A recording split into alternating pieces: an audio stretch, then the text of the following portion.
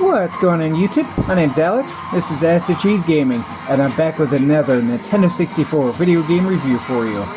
In this week's review, I'm going to take a look at a game that I took a look at a long while ago, Ridge Racer 64, which was developed by Namco, published by Nintendo, with a North American release date of Valentine's Day, February 14th, 2000. Ridge Racer 64, as you can see from this gameplay here, is an arcade-style racing game. Choose your track, choose your car. No weapons or power-ups in this one. Just straight-ahead racing and try to drift the best that you can. I'm on a quest to review every single racing game for the Nintendo 64. So in this week's episode, I want to answer the question, is Ridge Racer 64 worth picking up and still playing today? Short answer to that question, yes, it absolutely is.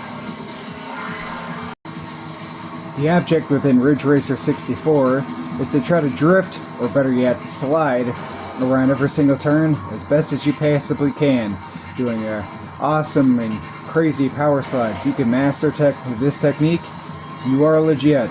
And trust me, when you get to some of the later missions in this game, or you do some of the car attacks, you will need this technique mastered. Now, real quick, let's touch on the controls.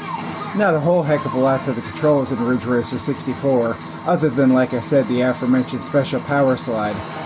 But, thankfully, every single, twitch of the control stick when you're trying to drift or turn does feel quick and responsive.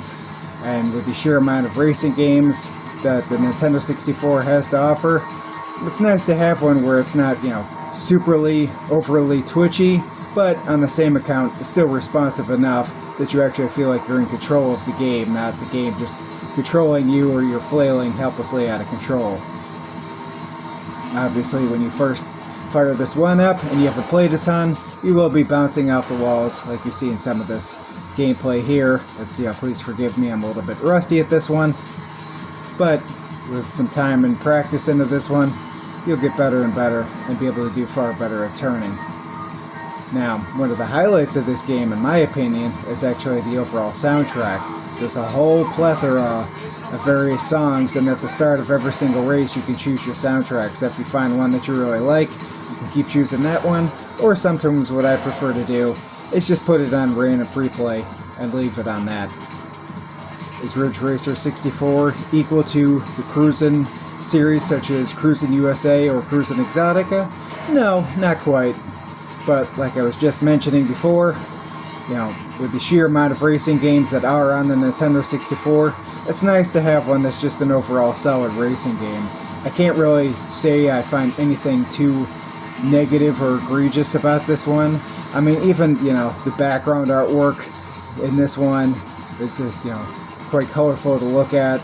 A lot of the tracks are, pretty and diverse. There's not just this, gray fog in every single track that you play, or just, almost what appears to be like, 8-bit sprite work in the background. So, real quick, to close out this review, as I said before, is Ridge Racer 64 worth picking up and playing today? Absolutely, and the best part is, Price Charting still has it listed at a $15 price tag. So, if you can find this one in the wild, go ahead and add it to your collection.